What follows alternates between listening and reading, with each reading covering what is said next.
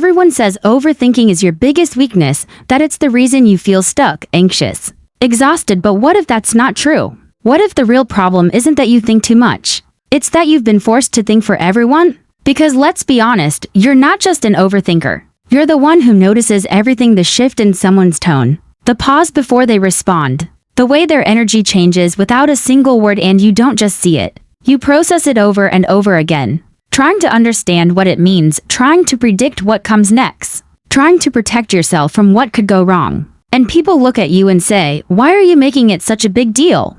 But they don't realize you're not reacting to nothing, you're reacting to patterns. Because you didn't become this way overnight. There was a time when you were simpler, when you took things at face value, when you believed what people said without analyzing every detail. But then something changed, maybe not one big moment.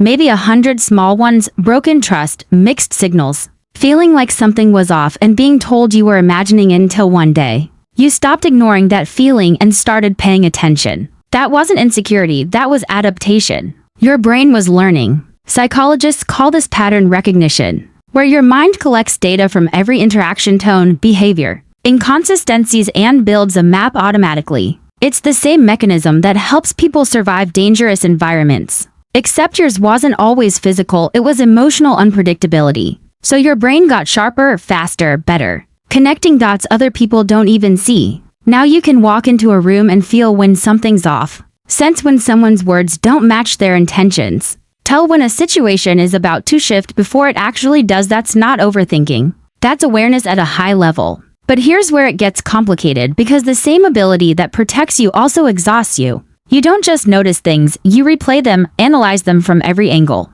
search for the meaning behind the meaning, and sometimes you don't know when to stop. So ask yourself, are you overthinking, or are you stuck in a loop your brain never learned to exit? Because there's a difference. Overthinking is chaotic. But what you're doing is structured, it follows patterns. It has a purpose. The problem is no one ever taught you how to turn it off when it's no longer needed. So it keeps running even when you're safe, even when nothing is wrong, and that's where awareness turns into exhaustion. Not because it's a flaw, but because it's being used without control. Think about it like a high-performance engine. It's powerful, but if it never shuts off, it burns out. That's what's happening to you. Your mind is always on, always scanning, always processing. And people who don't operate like that won't understand it. They'll tell you to just relax, or stop thinking so much, as if it's a switch you can flip.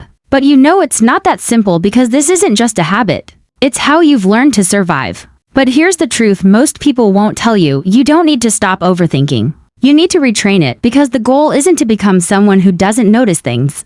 The goal is to become someone who knows what deserves their attention and what doesn't. That's the shift from uncontrolled awareness to selective awareness. From reacting to everything to choosing what matters. Because right now your brain treats every signal like it's urgent. Every tone shift, every delayed reply, every subtle change. But not everything deserves that level of analysis, and deep down you already know that. You can feel the difference between something that matters and something your mind is just trying to solve out of habit. And that feeling is your next level, learning to trust it, learning to pause and say, not everything needs my energy. Because the truth is, your ability to see deeply is not the problem. It never was, it's actually your strength. It's what makes you perceptive, emotionally intelligent, aware in ways most people aren't. But strength without boundaries turns into pressure. So the real question isn't how do I stop overthinking? It's how do I protect my mind from overworking? Because once you figure that out, everything changes. You still see what others don't. But it doesn't drain you. You still understand people deeply. But you don't carry what isn't yours. You still think, but you're no longer trapped in it.